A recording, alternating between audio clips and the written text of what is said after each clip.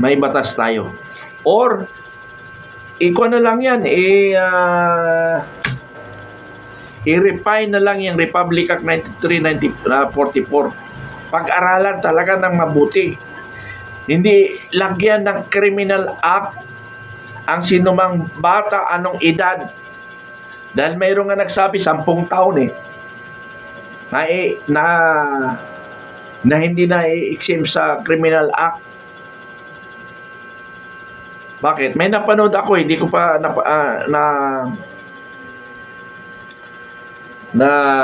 narinig ng buo yung napanood ko na 10 years old. Hindi ko malaman kung pelikula yon or talagang nangyayari, 10 taon.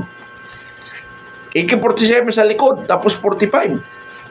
Tingnan mo, natalo pa ako Ako nga, 14 anyos Siya, 10 years old Kaya hindi ko alam kung pelikula yun, Hindi ko pa alam. Papanoorin natin para bukas ko ikwento yun. Papalabas ko yun na makita nyo yung picture. So, mga kababayan, nananawagan ako sa lahat ng ating kababayan na sana mapag-aralan natin at disiplinahin natin. Kahit na walang disiplinahin yung mga anak, kasi ako nga hindi ako na-disiplina ng nanay ko hindi ako na-disiplina ng nanay ko. Pero may takot ako sa nanay ko. Kaya ayaw kong magkasala. So before that, basahin yung mga magagandang opinion. Sabi ni Rowena Samonte, crying on your Nimor, your style is no so cold. Okay, ito ay isang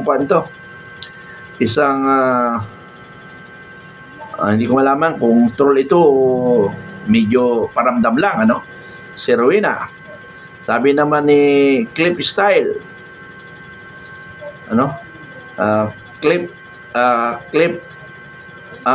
Key Lifestyle pala. Key Lifestyle. The admin is a very cruel and has no interest in what is happening in the county. Tama ka dyan. I feel sorry for you. I will not get tired waking up. Bahala ka sa buhay mo. Rowena.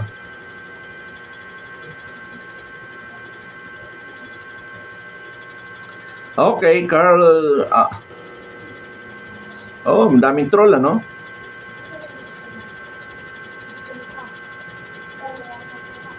Alam niyo mga kaibigan, kayo mga troll, kayo yung salot sa lipunan. Kayo yung salot sa lipunan. Bakit hindi kayo salot sa lipunan? Yes, magandang gabi, bayan. Ang pag-usapan pa rin natin ay patungkol sa Juvenile Justice Welfare Act or Republic Act 93-44. So ito yung mahalaga ngayon na issue. Dahil yung gulo sa Senado, gulo sa impeachment, gulo sa mga kaso-kasuhan, ginagago na lang tayo dyan. Ginagago na lang tayo. So sana itong bagay na ito ay bigyan natin ng atensyon. Bakit? Dahil ang Communist Party of the Philippines, ang NPA, pinagtanggol nila ang Republic Act 93-44. So wala namang problemang pinagtatanggol nila para yan sa mga kabataan. Pero ang question ko dyan mga kababayan, kaya nila pinagtatanggol kasi nga yung batas na yan ay batas yan ng makakaliwa.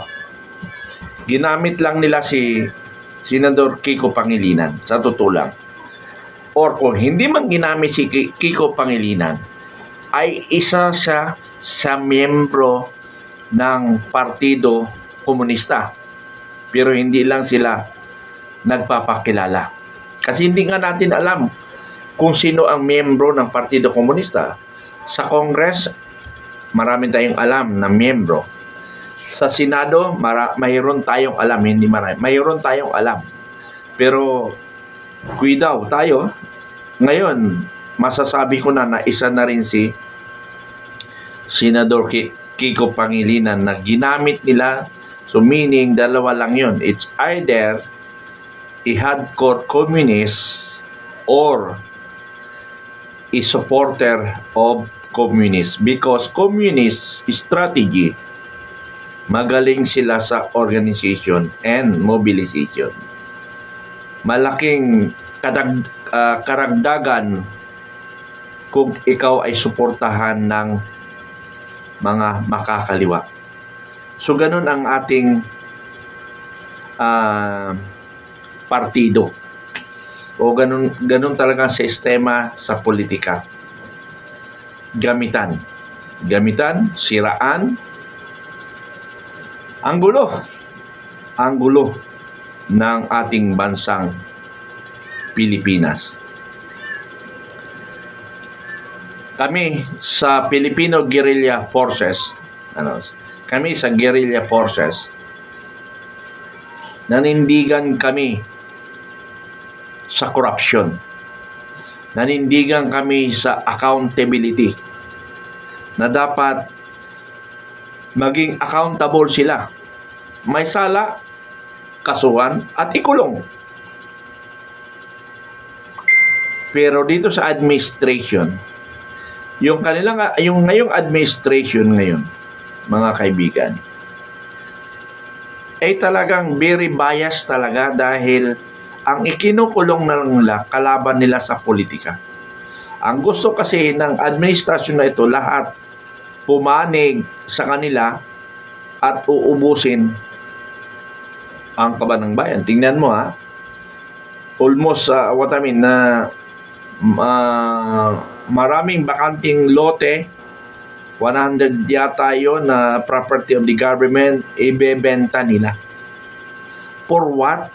Ibig sabihin, naghihirap na tayo. Ang utang na nga ni President Marcos for his time 3 years, 11 trillion.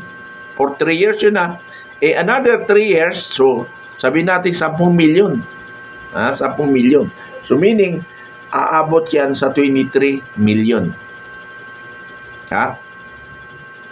Hindi pala aabot sa 23 million because 11 plus 10, 23. Plus 7 na hindi pa natin ay total. So, ang utang ng Pilipinas, pag alis ni Marcos, 30 trillion. Nako, naluko na. Kahit hindi pa pinapanganak, may utang na. Bayang kong Pilipinas, gising po tayo. Okay, Jana Flores, First Honor, good evening po sir. Metran. Sig Life, Kaway. Good evening sir, sabi ni Sig Life M30. Ang hirap kasi nang babasahin yung mga kanyo. Kay Life, hindi ko masyadong dugtong-dugtong. Okay, Tamsak Dan. Okay, maraming salamat. Clip style. Okay. So, balik tayo sa issue. Ito yung gusto kong talagang pagtuunan. Ito yung gusto kong pagtuunan. Hindi lang sa ayaw ko, dahil yung edad na 14 o anumang edad na minor ay dinidisregard ang kanilang capability, ang kanilang kakayahan. Hindi pwede. Kasi nga yung nangyari sa Tacloban, sa San Jose, ay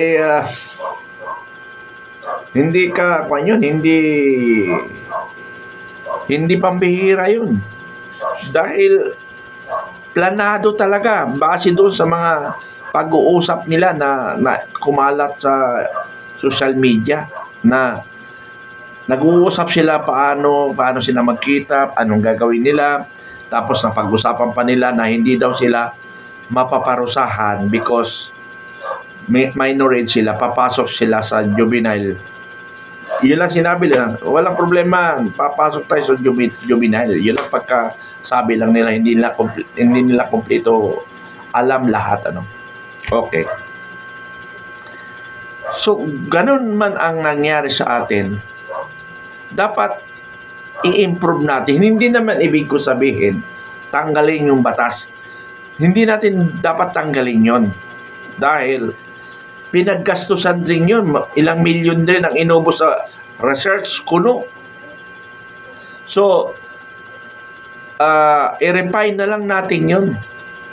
Kasi mayroon doon nakasaad doon na parang may programa doon sa mga nagkakasalang bata. Pero andangan nga lang, hindi pa nabibigyan ng pundo. Na sapat na pundo para doon sa batas na yan. Pero sa totoo lang, nilusot nila yon para ang unang-unang nakinabang dyan, yung Partido Komunista, ang NPA. Yan ang unang-unang makikinabang. Kaya si Congresswoman Rini Co, bagong litaw na pangalan ng mga sindikato, talagang taasan niyang ipinagtanggol. Bakit siya lang na legislator ang nagtanggol? Makabayan Black pa. Very obvious, di ba? Very obvious. Anong very obvious? Ibig sabihin, obvious sila na ipagtanggol nila kasi pag nawalang batas na yan, mahihirapan na sila mag-recruit sa minor age. Kaso kagad sila. So dapat yung kaparusahan dapat ipataw sa kanila. Para yung ma-recruit nila, yung ma-recruit nila kasi bakit kasi naman tinanggal ni Fidel Ramos, dating Pangulong Ramos yung anti-subversion law? So, nahihirapan tayong mag-counter. Sa pagkaintindi ko kasi niyan, yung pag-alis ng anti-subversion law, ang programa, ito pakinggan natin ang programa kasi sa panahon ng administrasyon ni Fidel B. Ramos, dating Pangulo, para daw wala ng political detainee. Tama naman, wala political detainee ngayon ng mga makakaliwa, di ba? Wala. Pag nakasuhan ka, criminal act. So, walang kwan. Hindi siya na basta-basta ma-release kasi walang political detainee. So, yun yung advantage doon na sino man magkasala, kasuhan. Pero may disadvantage. Because nawala yung anti-subversion law, marami silang batas na inilalabas na dati-dati hindi may labas because of that anti-subversion law. Republic Act, nakalimutan, 1700. Republic Act 1700, yung anti-subversion law. Inalis yun Ni-repeal. Ni-repeal ba? So, ngayon, ang dami nang na-recruit na bata. Ang dami nang na-organize na kisyo, ganito, samahan, ganito. Kasi doon para maintindihan ng lahat ng Pilipino, yung anti-subversion law kasi, nagbigay ka lang ng piso, mayroon ka ng criminal act. Nagbigay ka piso, anong bagay malang binigay mo sa mga terorista, may kaagad-agad kang kaso. Di ba? So, yun ang advantage. Ang disadvantage doon, makapag-recruit sila ng bata at wala ng violation sa batas. Unless otherwise you have violated the criminal act. So, ano bang criminal act na tinatawag natin sa mga sa mga progresibong Pilipino o sa mga armadong Pilipino. Siyempre, pumatay, nanakit, prostrated, attempted, murder and homicide. So, with that case, pagalingan na lang ng abogado dyan eh. Katulad talbo, sabihin na lang natin para madaling nyo maintindihan. Si Governor Mangandadato, namatay na lang. Parang hindi siya nasintensyahan. Dahil sa galing ng abogado, si Attorney Porton. So, ang taktika ng Attorney Porton, justice delay, justice denied. So, ang ginagawa niya, puro delay, puro reschedule. How many years umabot bago na sintisan yung anak? So, balik tayo. Sino ang nakikinabang sa batas dito? Yung mga terorista, yung mga kriminal ang nakikinabang dito. Dahil ang sinasabi ni Rinico, kasi wala pang sapat na pundo na mabigyan sila ng welfare, na mapadayon sila ng mga lahat ng programa na para bang i-reforma yung bata na nagkasala. Pero ang tanong kasi doon, sa existing laws natin,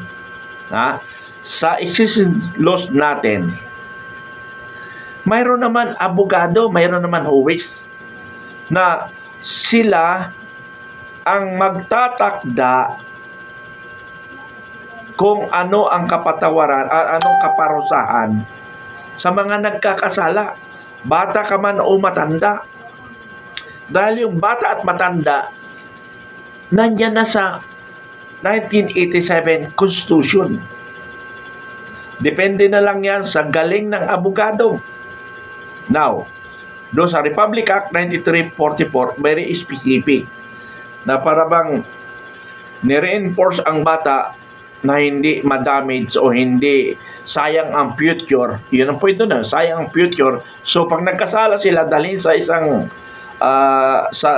isang rehab, tapos mag-aral sila, magtanim sila, basta lahat. Yun ang gagawin para sa bata. Eh, meron naman programa sa other existing law, di ba? Meron naman yun Tignan mo sa Bilibid Prison.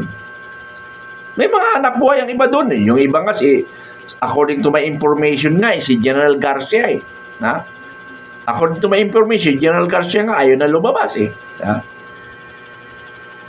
ayaw sa bilangguan. Why? Una, siguro wala na siyang mukhang iharap. Pangalawa, kumikita siya doon kumikita. Dito nga lang, yung sa provincial, dito sa Rizal, provincial hospital, sa provincial jail, then dito sa CIDG, dito sa malapit sa amin, mayroong kumikita dyan. Mayroong mga batos-batos. Bawat visit, pera. May kailangan, pera. So may kumikita. May kumikita, mga kaibigan. Kaya sabi ko nga sa inyo, salot kayo sa lipunan. Bakit? Ang pinag-uusapan, kaayusan ng bansa. Tapos sisingit kayo ng wala man lang katuturan. Hindi kasi politika ang pinag-uusapan dito. Hintayin nyo, doon ako sa politika mag-discuss sa kakaibabanat. Ang pinag-uusapan dito, kapakanan ng mga kabataan. Or baka NPA kayo. Yung trail dito, mga NPA. Pakibasa nyo lang mga pangalan dito. Marami palang NPA nanonood.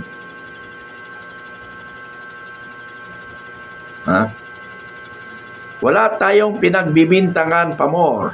Wala tayong pinagbibintangan pa more. Ang atin lang ay dinidiscuss natin tulad ni Congresswoman Rinico. Nagdidiscuss din siya. Pero kina-counter ko yung discuss niya. Ha? Hindi paninira. Kayo mga troll, ha? Kayo mga troll, kayo ang sakit sa lipunan. Mabiktima sana ang anak ninyo na babae para maisip nyo tama ako.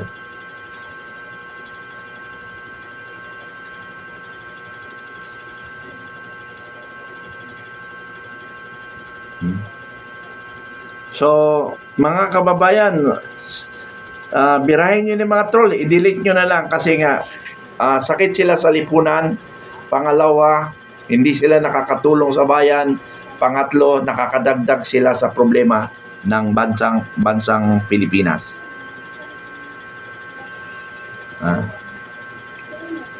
So,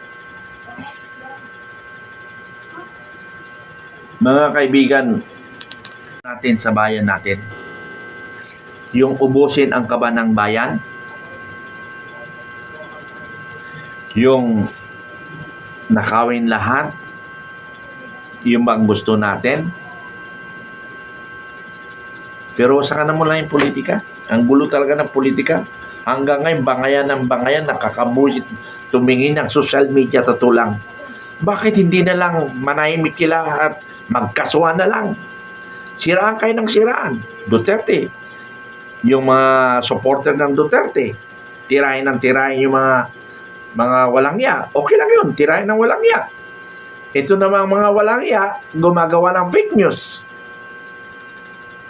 So, wala talagang katapusan. Kaya nga sabi ko, kung sino ang may sala, diretso kagad sa kulungan.